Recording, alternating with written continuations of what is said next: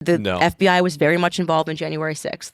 Incredible, right? Just they were involved also in the Boston Marathon bombing. FBI informants. One of January 6th was like the White House Trump thing. The Capitol storming. Yeah, the Capitol storming. And then there were these people that were like, let's go in. So there were these informants that were like, let's go into the Capitol. Let's go into the Capitol. We should go in. He whispers in someone's ear, and the guy like starts removing the barriers. And so we knew from the beginning, I was like, none of this makes any sense. You're going to tell me that in D.C., which I have a home in D.C. I was living in D.C. at the time. I was 9 months pregnant during the storming of the Capitol. You're going to tell me that in D.C. you can drop off pipe bombs a couple of blocks away from the White House and never get caught? Does that even like make sense to you? It's the most secure building in the world, the White House. You're telling me some guy the night before January 6th dropped off pipe bombs and they still don't know who it is. Like, do you actually believe that in 2021? Like that is a plausibility? So you're saying it's like an inside job? 100% they plotted this, right? And I've been saying this since day one. Yesterday at the Senate hearings, Ted Cruz asked them up, they had the FBI on, and they asked them, Ray Epps, which was the guy that was identified as being like, tomorrow we got to storm the Capitol. Literally, he said, storm the Capitol. Like, exact verbiage. Tomorrow we got to go in. Oh, I'm worried I'm going to say this. I'm going to get arrested. Tomorrow we got to go in. Joe Rogan showed this on his podcast, and he was like, this is weird. This is weird. Who is this guy? Turns out this guy's name is Ray Epps, right? And they start asking him questions, just asking FBI questions. Did the FBI encourage people to go into the Capitol? The woman's just like, I can't answer that. Did the FBI have any involvement with, is Ray Epps an FBI informant? I can't answer that. Did the FBI, take part in the violence happening on January 6th? I'm unable to answer that. Well, if the answer was no, you just say no, right? I mean, so what happened on January 6th, right? That FBI informants were littered throughout, and then there's all this weird stuff. They're like wearing the same colors, the hats are matching. Very weird operation. I said from the very beginning, because I just said I live in D.C. at the time. You cannot, there's a camera on every block. It is Washington, D.C. It is literally our nation's capital. No one dropped off pipe bombs a couple of blocks away from the White House and just never got caught. It just doesn't happen like that. Yeah. It's Washington, D.C. But what was the benefit of that? I mean, to me, it's like the Reichstag fire that happened in Germany. It allowed them to seize power. Look at what they've done.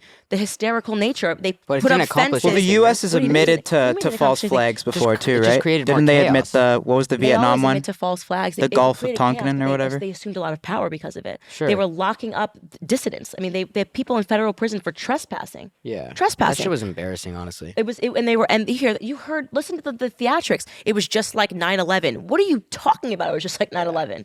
You know what I mean? It was just like Pearl Harbor. I mean, it's absolute theatrics, and I think it was meant to be a warning shot to people of like, we have a lot of power. Yeah. We have a lot of power, and if you step on our toes and you question anything that we do, we will lock you up in federal prison. We don't care. People were rotting in prison for months and months and months. A 17-year-old kid with months writing to the judge saying, "I'm sorry, this kid had done nothing violent," and they locked him up. Meanwhile, during the Black Lives Matter riots, they were releasing people. Celebrities were putting together funds to let people, making sure that they were released, putting together these funds, bail funds. I mean, it was just insane. It shows you one side has power and one side doesn't have power, or maybe one side has a spine and the other side doesn't have a spine. Maybe Republicans get power. They don't, they don't do that stuff. But Bob was there. He stormed the Capitol. The FBI thing is nuts. You have to watch that video. Brad was there. Of Ted Cruz. Yeah. Do you know Brad Martin? Him and Bob were there. They were storming the Capitol. We know the guy with the horns. Which one? Like the famous guy with the horns. Oh, what was he? He owns a gym in where is it? Woodland Hills. Yeah. Can we pull up the picture of him? You have to show that video of the FBI being questioned. I'm telling you, it's insane. You guys are fucking nuts. I love it. We cannot answer these questions at this time.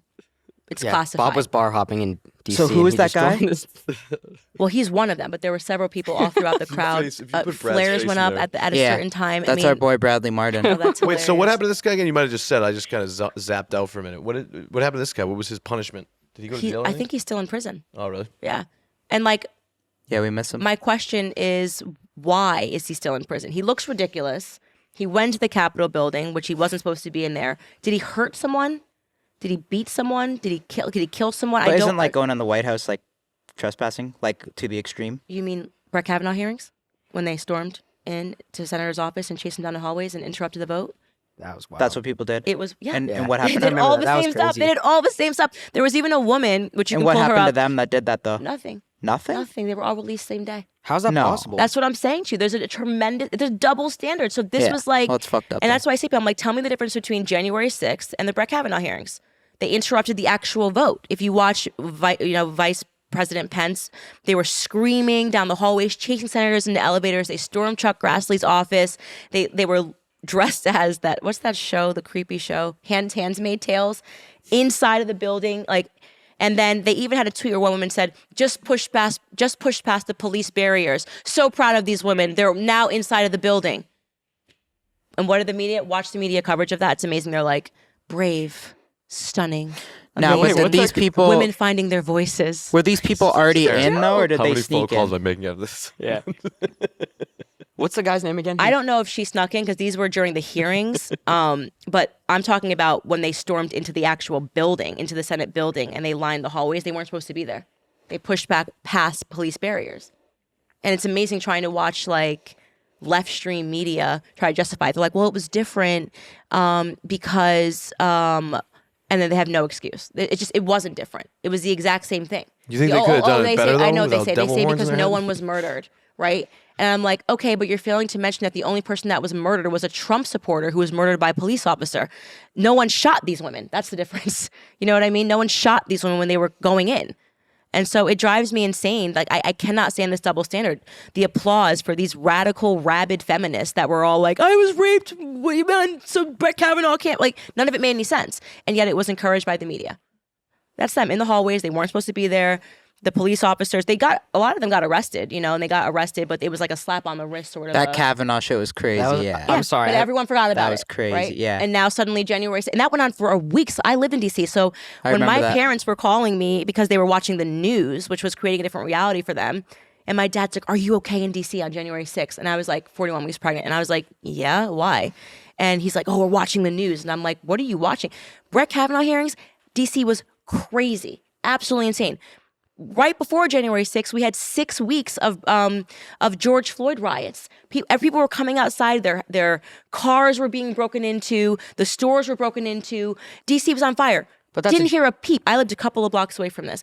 Didn't hear a peep during January 6th. And January 6th was what, 1 hour? Yeah, but I mean, you had a viral clip, right? With George Floyd, there was a viral clip that everybody was seeing. So the Kavanaugh situation. But my point is just but she's saying the media wasn't showing the riots. Portrayal of it. You know what I mean? Sure.